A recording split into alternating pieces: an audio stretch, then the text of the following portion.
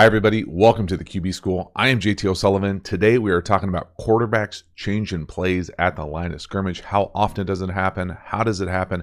How do you get the freedom to do that as a quarterback? Fired up, locked in. Let's get it going. Welcome to the QB School.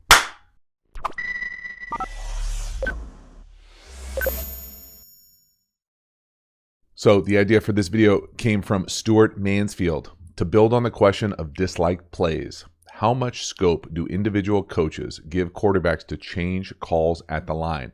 And did you ever make a particular great or disastrous change of play as QB? Great channel. Keep up the excellent work. Stuart, outstanding question. Love the layers of it as well.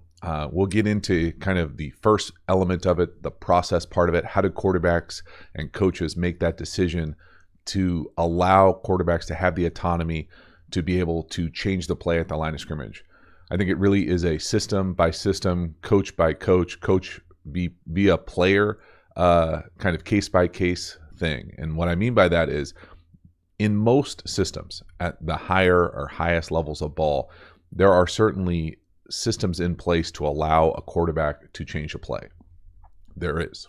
I think the lower you go, so league, college, high school, some of that freedom can probably be pulled back and reined in more consistently at the lower levels. Now, is that every play all the time? No. But usually there are different ways to do it. I will just give examples at the highest level in the NFL. The easiest way to do this is certain calls are learned with kills or alerts or overs. So the simple way to do it is to just say we're running something to the left. We run the same run play to the right based on the look or the pressure or away from a certain type of technique at the line of scrimmage. You can kill it. You can over it. There's a bunch of different ways to be able to communicate it depending on what you do in that system. Now, the kind of carte blanche freedom to be able to say, scrap it and go Peyton Manning and start changing the total play, pretty rare at the league level. I'm not saying that nobody has that kind of freedom to do it, but consistently, I think it's pretty unrealistic to ask a quarterback to be able to change any play to any play that they want consistently, because just the process of it, the ability to be able to recognize what the defense is in, the exact play you want to get into, to have the language and the communication system baked into your system to be able to get to that play, all within a condensed time period to be able to get the snap off. To be able to do that once is a lot. To be able to do that consistently or have the freedom to do that anytime is borderline on just too much for any quarterback to be able to do. Now, do certain people have a little bit more capacity to be able to do that? Could you be a little bit looser with that if the system was a little bit cleaner or more consistent? You know, to me, I think Peyton Manning is the most recent example of someone who would be in what I would consider static formations, whether 3x1 or 2x2, and be able to get to whatever he wanted to get to as consistently as I can remember anybody else doing it. If you are in an offense that is a little bit more formation heavy, shift heavy, movement heavy, it's going to be a lot harder to, slow down, I'm going to change the play, just because it's not designed to be able to do that, because it's not clean stationary looks. There's a lot of motion, there's a lot of shifts, there's a lot of different formations, different splits. And so I think the easiest way to do it is to just get into that block, kill, alert, red over system to be able to kind of switch it to another play that you learn as basically married to that concept. And so that's the easiest way to do it. At the lower levels, I think that there are some benefits to be able to allow quarterbacks to give them the freedom to be able to do that. Now, I also can't talk out the other side of my mouth and say that I've ever done that personally with a quarterback, just because to me, you really have to earn that opportunity. You have to be a master of not only what we're doing, of what the opponent's doing, of what we're trying to get into versus certain looks. And to be honest, it's just easier, or was easier in my opinion, for me to do it from the sideline, because we did operate in such a, what I would consider a peak tempo, where they're used to looking to me at the sideline to call the play. We already have a baked in process to communicate really quickly, a protection, a pass concept, a run play, all designed. That's the intent of the entire system. So as opposed to putting it on the quarterback, you can just look to the sideline. Now, could you do that at all levels of football? No. But I think you can do it at most lower levels of football. And if you bake it into your process, it can become a lot easier. Yes, does that have the potential to stunt some quarterback development? I would say yes, it does, if I'm being realistic, because I think as you get higher and higher up in football at the collegiate level, many quarterbacks will be asked to do that. So anecdotally, to me, did I ever do it as a quarterback? Not pretty consistently. Yes is the answer. I can't think of a whole lot of times in game. I think the easiest ones to recall are just where you feel like you're getting full zero pressure, you're getting overload blitz to just block it up and take a shot down the field. Now, I will tell you some tricks of the trade here for those quarterbacks out there. Once you master your offense, wherever you are, the next thing that I always used to do is learn the defensive calls. And then once I learned the defensive calls, I would learn the defensive signals. Now, it's a little bit different in the league now with the green dot, but at lower levels of football, I remember just, say for instance, let's say even in practice, you have a script. Usually the defensive script is right on the thing, so you might as well look to see what defense you're going against.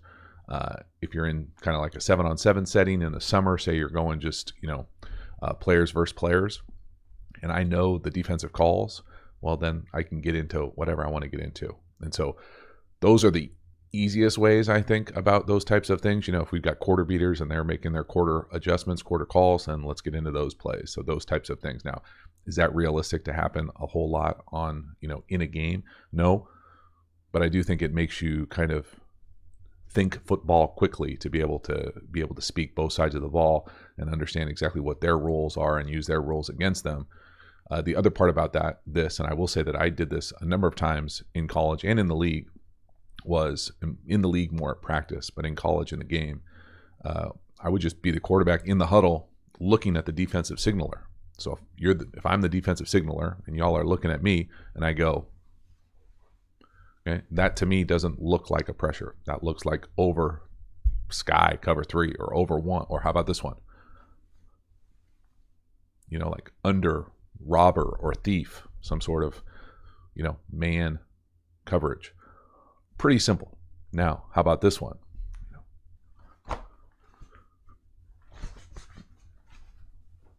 That looks like a pressure.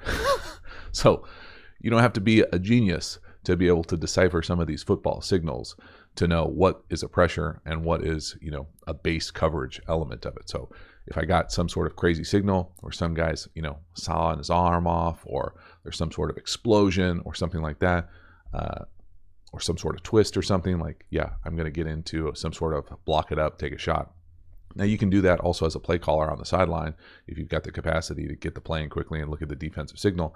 But to me, those are more kind of the intricacies of practice ball. And I think parts of it do carry over. I definitely remember looking at defensive signals in NFL Europe, in college, but that was because I was, comfortable in those situations. I was comfortable in the systems we were running, and I had the freedom and flexibility to be able to get into whatever we needed to get into any of the times. Now, does it always work out? No.